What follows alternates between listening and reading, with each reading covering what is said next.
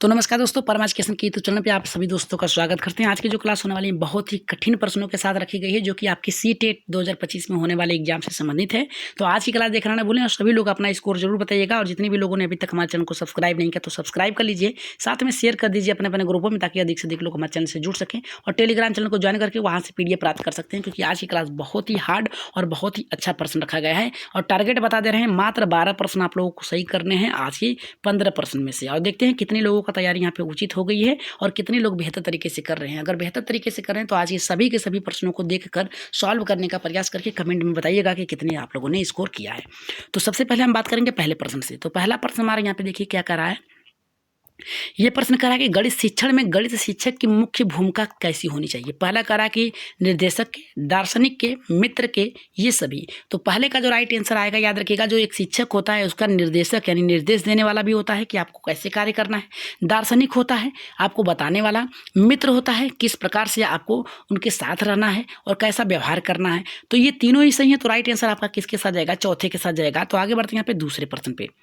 दूसरा प्रश्न देखते हैं कितने लोगों का सही होता है। ये प्रश्न करा है कि गणित शिक्षण में बच्चों की रुचि का विषय के प्रति अभाव का मतलब होता है रुझान नहीं होना, एक प्रमुख समस्या है। विषय में छात्रों की रुचि पैदा करने के लिए आप निम्नलिखित में से क्या प्रभावी तरीका अपनाएंगे। तो पहला करा है हमारे यहाँ पे कमजोर छात्रों के लिए अतिरिक्त कक्षाओं की व्यवस्था करना।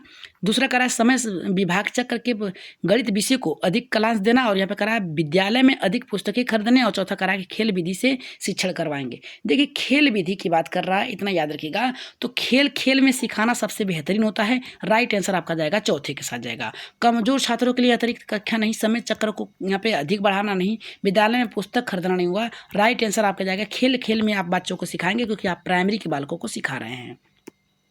यहीं पे अगर हम बात करें तीसरे प्रश्न की, तो तीसरा प्रश्न करा है कि गणित शिक्षण की समस्या को दूर करने के लिए निम्नलिखित में से क्या आवश्यक है। शिक्षक का व्यवहार उचित हो, व्यक्तिगत भेदों को कक्षा में अपनाया जाए। और तीसरा करा है कि सभी विषयों के अभ्यास कार्य एक ही शिक्षण विधि से कराया जाए। और चौथा करा है कि उपयुक्त सभी। तो राइट आंसर यहाँ पे किसके साथ जाएगा? देखिए सबसे पहले याद रखिएगा, उपयुक्त सभी तो हो नहीं सकता, क्योंकि सभी विषय के प्रति अभ्यास कार्य एक ही शिक्षण विधि से नहीं करा सकते हैं। मान लीजिए किसी को आप व्याख्यान के रूप में समझाते हैं, किसी को भ्रमण के रूप में समझाते हैं, किसी को प्रोजेक्ट कार्य के द्वारा समझाते हैं, तो एक ही तरीके से नहीं हो सकता। व्यक्तिगत भेदों को कक्षा में अपनाया नहीं जाना चाहिए, नहीं अपनाना चाहिए। तो राइट आंसर यहाँ पे जाएगा पहला, शिक्षक का उचित व्यवहार होना चाहिए। अगर हम बात करें चौथे प्रश्न की, तो चौथा प्रश्न हमारा देखिए क्या कह रहा है कि बच्चे वातावरण में सहज रूप से सब कुछ सीख लेते हैं यदि शिक्षक का व्यवहार जो होता है बच्चों के प्रति अनुकूल है। उपयुक्त कथन दर्शाता है कैसा। तो पहला हमारा करा है शिक्षक के व्यवहार के महत्व को, दूसरा वातावरण की शुद्ध वायु की, और तीसरा करा है कि बच्चों की चतुराई पे, और चौथा करा है शिक्षण की विशेषताओं की। तो बच्चों की चतुराई और यहाँ पे करा है शिक्षण की विशेषता, ये तो आपका गलत हो गया। वातावरण की शुद्ध वायु गलत होगा। राइट आंसर पहले के साथ जाएगा, जितने भी लोगों का आया एकदम सही होगा।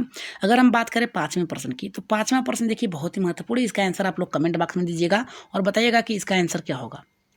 तो कह रहा है कि आधुनिक शिक्षण विधियों का प्रयोग ना किया जाना निम्नलिखित में से किसका एक समस्या। पहला कह रहा है कि पाठ्य पुस्तक की, शिक्षण की, विद्यालय की, अभिभावकों की। तो राइट आंसर पांचवें का किसके साथ जाएगा? तो यहाँ पे कह रहा है कि आधुनिक शिक्षण विधियों का प्रयोग ना किया जाना निम्नलिखित में से किसकी समस्या? पाठ्य पुस्तक की, शिक्षण की, विद्यालय की, अभिभावकों की। इसका आंसर आप लोग कमेंट बॉक्स में बताएगा कि इसका राइट आंसर क्या होगा। अगर वहीं पे बात करें छठे प्रश्न की, तो छठा प्रश्न देखिए हमारा क्या कह रहा है कि गणित शिक्षण में शिक्षण संबंधी समस्याओं को दूर करने के लिए आप निम्नलिखित में से क्या उपाय अपनाएंगे। अगर आप एक शिक्षक हैं, गणित की समस्या है, तो आप क्या तरीका अपनाएंगे कि बालक सीखेंगे। प्रधानाचार्य से बच्चों की शिकायत करेंगे? शिकायत तो आप कर नहीं सकते। गणित विषय में कमजोर बच्चों का विषय परिवर्तन कर देंगे? नहीं कर सकते। बच्चों में उचित दृष्टिकोण और विकास करना एकदम सही होगा। उपयुक्त में से कोई नहीं। राइट आंसर ऑप्शन नंबर यहाँ पे तीसरा सही होगा। आगे बढ़ते हैं यहाँ पे सातवें प्रश्न पे। क्लास बेहतर लग रही है तो एक बार सब्सक्राइब जरूर करिएगा सभी लोग। यहाँ पे कह रहा है कि गणित शिक्षण की समस्याओं को दूर करने के लिए अध्यापक को निम्नलिखित में से कौन सा प्रक्रिया अपनानी चाहिए। समस्या प्रस्तुत करनी चाहिए, छात्रों की क्रिया को सही दिशा देना चाहिए, छात्रों का मूल्यांकन करना चाहिए, और चौथा करा ये सभी। तो ये सभी ही सही होंगे, क्योंकि समस्या प्रस्तुत करेंगे तो बालक तार्किक रूप से सोचेगा। छात्र क्रिया की सही दिशा देना है तो बालक अच्छे मार्ग पर जाएगा। छात्रों के मूल्यांकन करेंगे क्या कमजोरी है उसको दूर करने के लिए। तो राइट आंसर चौथा आपका सही होगा। अगर हम बात करें यहाँ पे आठवें प्रश्न की, तो 8वां प्रश्न करा है, बच्चों को गणित सरल एवं रुचिकर लगे इसके लिए एक शिक्षक को निम्नलिखित में से क्या उपाय करना चाहिए। पहला करा है कि गणित में मनोरंजन को स्थान देना, क्रियात्मक कार्यों को प्रधानता देना, महत्व देना। कह रहा है बच्चों को ज्ञान प्रदर्शन के लिए उचित अवसर प्रदान करना। और यहाँ पे चौथा करा है कि उपयुक्त सभी। तो 8वें का राइट आंसर क्या जाएगा, यहाँ पे करा देखिए 8वें का राइट आंसर जाएगा आपका कि बच्चों को ज्ञान प्रदर्शन करने के लिए उचित अवसर जितना देंगे बालक बेहतर तरीके से सीखेगा। तो राइट आंसर आपका तीसरा सही होगा। अगर हम बात करें 9वें प्रश्न की, तो 9वां यहाँ पे क्या कर रहा है, 9वां हमारा करा है कि गणित शिक्षण में अभ्यास कार्य देते समय ध्यान रखना चाहिए। क्या, पहला करा कि अभ्यास कार्य का उद्देश्य स्पष्ट होना चाहिए। यहाँ पे करा अभ्यास कार्य की गति उपयुक्त होनी चाहिए, पुनरावृत्ति उचित कालांतर में होनी चाहिए, और यहाँ पे करा कि उपयुक्त सभी। तो राइट आंसर कौन सा सही होगा हमारा यहाँ पे 9वें का, तो उपयुक्त सभी होगा। देखिए 99% आपका अगर आ रहा है उपयुक्त सभी तो सही होगा। अभ्यास कार्य उद्देश्य स्पष्ट हो तो आप बालक को बेहतर तरीके से सिखा सकते हैं। अब यहाँ पे अभ्यास कार्य की गति जो होती है उपयुक्त होनी चाहिए, कितने तरीके से आप सॉल्व कर रहे हैं। पुनरावृत्ति का मतलब होता है आप लोग कितने अच्छे तरीके से सीख रहे हैं। आगे बढ़ेंगे यहाँ पे 10वें प्रश्न पे। 10वां प्रश्न करा है, गणित शिक्षण की समस्या को दूर करने के लिए एक बालक के ज्ञान के प्रति रुचि उत्पन्न किया जा सकता है। शिक्षण विधि द्वारा, प्रेरणा द्वारा, अभिरुचि द्वारा, इनमें से कोई नहीं। तो राइट आंसर किसके साथ जाएगा। देखिए ये प्रश्न आपके 2023 के हैं, 2018 के हैं प्रश्न, याद रखिएगा 2018 के प्रश्न हैं। तो सभी लोग सभी प्रश्नों को एकदम बेहतर तरीके से करिएगा। तो 10वें का जो राइट आंसर जाएगा यहाँ पे प्रेरणा के द्वारा। अगर प्रेरणा ही नहीं रहेगी तो बालक सीखेगा ही नहीं। तो राइट आंसर यहाँ पे जाएगा दूसरे के साथ जाएगा। चलिए आगे बढ़ते हैं यहाँ पे 11वें प्रश्न पे। 11 का कह रहा है कि शिक्षण कार्यों को सुगम बनाने के लिए निम्नलिखित में से कौन सा गुण एक शिक्षक में नहीं होना चाहिए। नहीं की बात कर रहा है।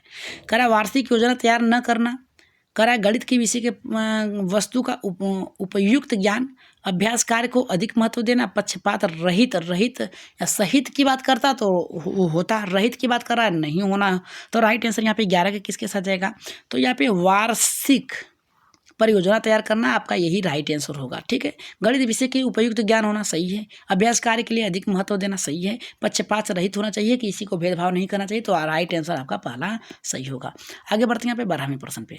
12 का देखिए क्या कह रहा है हमारा, 12 का ये करा कि आपकी कक्षा कुछ बच्चों में गणित में बहुत कमजोर हैं और इस समस्या का प्रमुख कारण हो सकता है कि प्राथमिक स्तर पर उन बच्चों की नींव का कमजोर होना, शारीरिक रूप से उन बच्चों का स्वस्थ न होना, तीसरा करा आपका उन पर ठीक से ध्यान न देना, और करा कि उपयुक्त में से कोई नहीं। तो 12 का राइट आंसर क्या होगा, इसका आंसर आप लोग कमेंट बॉक्स में दीजिएगा, क्योंकि देखिए यहाँ तक आपके मिलते जुलते प्रश्न आ रहे हैं, ऑप्शन आ रहे हैं। चौथा तो गलत है। इसका आंसर आप लोग कमेंट बॉक्स में बताइएगा कि इसका आंसर क्या सही होगा।